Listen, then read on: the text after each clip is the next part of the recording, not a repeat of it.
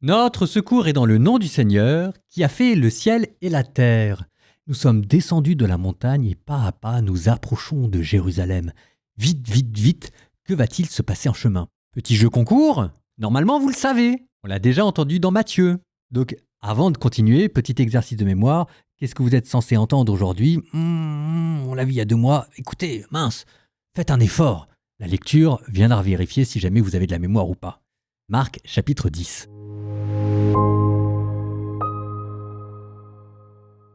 Partant de là, Jésus arrive dans le territoire de la Judée au-delà du Jourdain.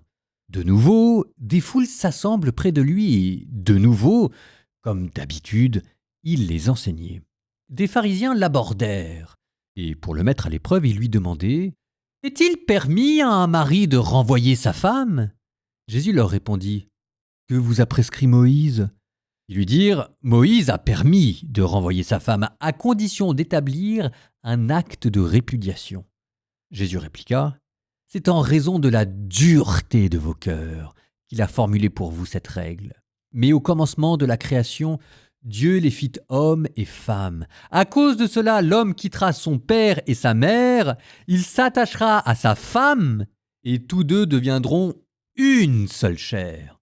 Ainsi, ils ne sont plus deux, mais une seule chair. Donc, ce que Dieu a uni, que l'homme ne le sépare pas. » De retour à la maison, les disciples l'interrogeaient de nouveau sur cette question. Il leur déclara « Celui qui renvoie sa femme et en épouse une autre devient adultère envers elle. Si une femme qui a renvoyé son mari en épouse un autre, elle devient adultère. » Des gens présentaient à Jésus des enfants pour qu'il pose la main sur eux, mais les disciples les écartèrent vivement. Voyant cela, Jésus se fâcha et leur dit « Laissez les enfants venir à moi. Ne les empêchez pas, car le royaume de Dieu est à ceux qui leur ressemblent. Amen, je vous le dis.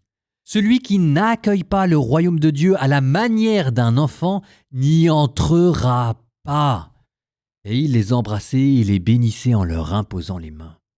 Jésus se mettait en route quand un homme accourut et, tombant à ses genoux, lui demanda « Bon maître, que dois-je faire pour avoir la vie éternelle en héritage ?»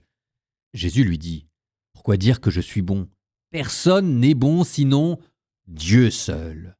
Tu connais les commandements? Ne commets pas de meurtre, ne commets pas d'adultère, ne commets pas de vol, ne porte pas de faux témoignages, ne fais de tort à personne, honore ton père et ta mère. » L'homme répondit « Maître, tout cela, je l'ai observé depuis ma jeunesse. » Jésus posa son regard sur lui et il l'aima. Il lui dit « Une seule chose te manque. Va, vends ce que tu as et donne-le aux pauvres. Alors tu auras un trésor au ciel, puis viens, suis-moi. » Mais lui, à ces mots, devint sombre et s'en alla tout triste, car il avait de grands biens. Alors Jésus regarda autour de lui et dit à ses disciples « Comme il sera difficile à ceux qui possèdent des richesses d'entrer dans le royaume de Dieu. » Les disciples étaient stupéfaits de ces paroles. Jésus, reprenant la parole, leur dit « Mes enfants, comme il est difficile d'entrer dans le royaume de Dieu. Il est plus facile à un chameau de passer par le trou d'une aiguille qu'à un riche de rentrer dans le royaume de Dieu. » De plus en plus déconcertés, les disciples se demandaient entre eux « Mais alors, qui peut être sauvé ?» Jésus les regarde et dit « Pour les hommes, c'est impossible, mais pas pour Dieu, car tout est possible à Dieu. » Pierre se mit à dire à Jésus « Voilà que nous avons tout quitté pour te suivre. » Jésus déclara « Amen, je vous le dis, nul n'aura quitté à cause de moi et de l'Évangile une maison, des frères, des sœurs, une mère, un père, des enfants ou une terre, sans qu'il reçoive en ce temps déjà le centuple. Maison, frères, sœurs, mères, enfants et terre, avec des persécutions, et dans le monde à venir, la vie éternelle. Beaucoup de premiers seront derniers, et les derniers seront les premiers. » Les disciples étaient en route pour monter à Jérusalem. Jésus marchait devant eux. Ils étaient saisis de frayeur. Et ceux qui suivaient étaient aussi dans la crainte. Prenant de nouveau les 12 auprès de lui, Il se mit à leur dire ce qui allait lui arriver. Voici que nous montons à Jérusalem. Le Fils de l'homme sera livré aux grands prêtres et aux scribes. Ils le condamneront à mort. Ils le livreront aux nations païennes qui se moqueront de lui, cracheront sur lui, le flagelleront et le tueront. Et 3 jours après, il ressuscitera. Alors Jacques et Jean, les fils de Zébédée, s'approchent de Jésus et lui disent « Maître, ce que nous allons te demander, nous voudrions que tu le fasses pour nous. » Il leur dit « Et que voulez-vous que je fasse pour vous ?» Ils lui répondirent « Donne-nous de siéger l'un à ta droite et l'autre à ta gauche dans ta gloire. » Jésus leur dit « Vous ne savez pas ce que vous demandez. Pouvez-vous boire la coupe que je vais boire? Être baptisé du baptême dans lequel je vais être plongé ?» Ils lui dirent « Nous le pouvons. » Jésus leur dit « La coupe que je vais boire, vous la boirez, et vous serez baptisés du baptême dans lequel je vais être plongé.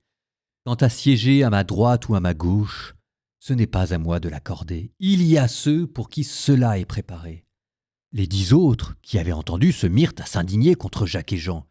Jésus les appela et leur dit « Vous le savez, ceux que l'on regarde comme chefs des nations les commandent en maîtres.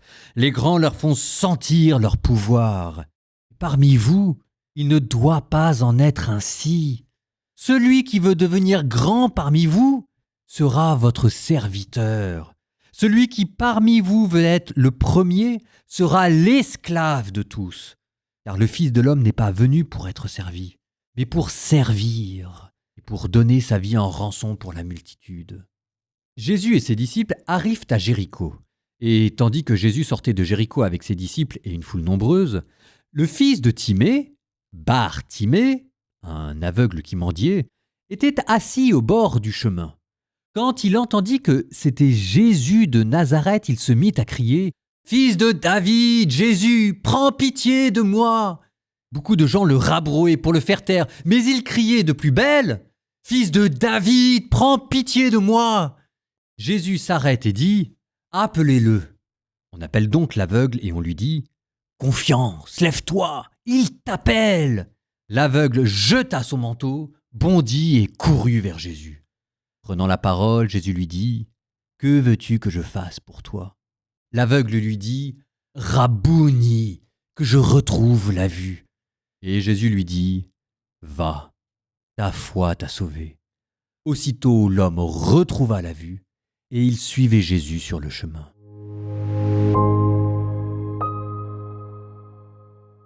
Alors, vous en souveniez? On l'avait déjà entendu dans l'Évangile selon saint Matthieu, La controverse avec le mariage, ensuite la question de la richesse, et ensuite la question de servir.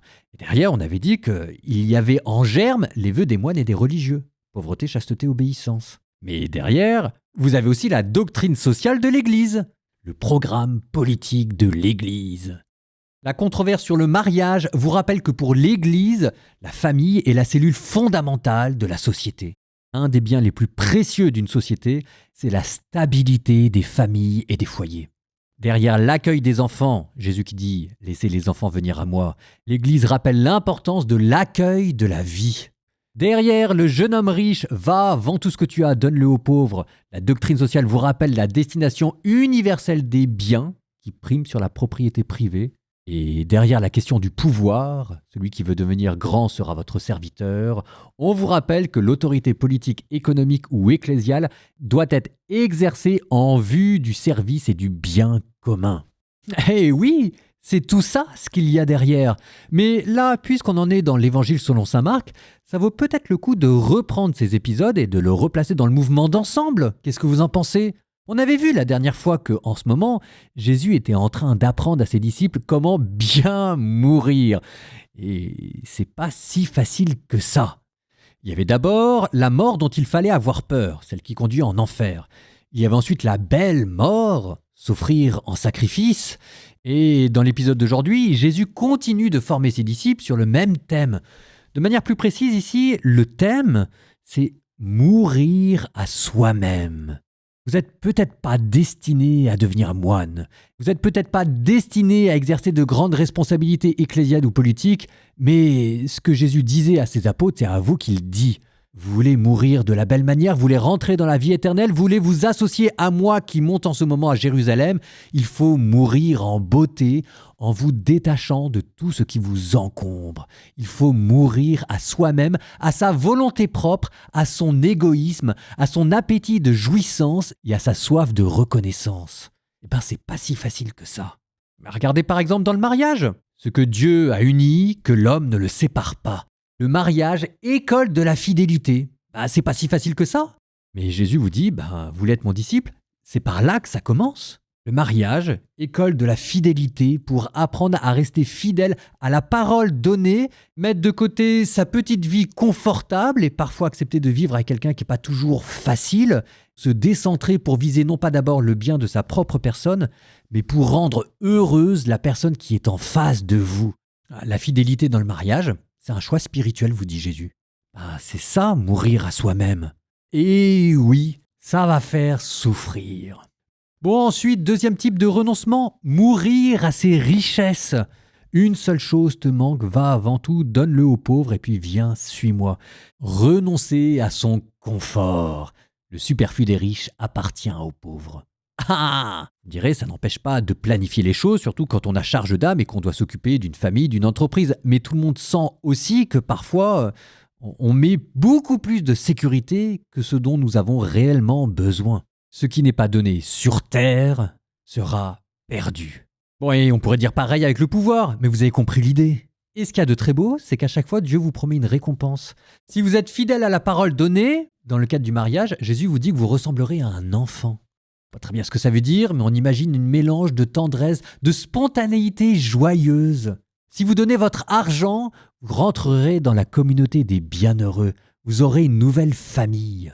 Et si jamais vous renoncez à l'exercice tyrannique du pouvoir solitaire, vous serez semblable à un aveugle dont les yeux s'ouvrent pour voir un jour nouveau commencer. À chaque fois, ça vous donne 3 manières de mourir à vous-même, mais aussi 3 manières de ressusciter pour une vie nouvelle. L'enfant, la communauté, l'aveugle. Alors, ça n'enlève rien à la dureté de la passion qui va arriver, mais on ne pourra pas dire que Jésus n'ait pas pris soin de ses apôtres pour les bichonner et leur expliquer tout ce dont il était question. Les apôtres qui, de toute façon, ne comprennent rien à ce qui se passe. On ne leur veut pas, on est exactement pareil. On termine par un psaume. Psaume 118, même, verset 97. De quel amour j'aime ta loi, tout le jour je la médite. Je surpasse en habileté mes ennemis, car je fais mienne pour toujours tes volontés. Je surpasse en sagesse tous mes maîtres, car je médite tes exigences.